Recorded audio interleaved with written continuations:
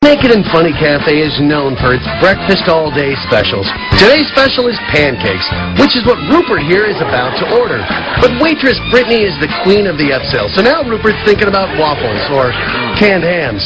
Plate of harvest melons? At this point, I think he'd order a side of beef if Brittany recommended it. Brittany is more than happy to explain the menu to her customers who always seem to be unable to focus on the menu whenever she's around. It's hard to decide on lunch when dessert is staring you right in the face. Would you like some cream with your coffee? If any of these guys were asked to repeat what Brittany just said, it's a good guess that they would ask, "Is she talking?" It's rare that you feel like tipping the waitress before you get your food. These guys are ready to sign their property right over to Brittany and her 2 tracts of land.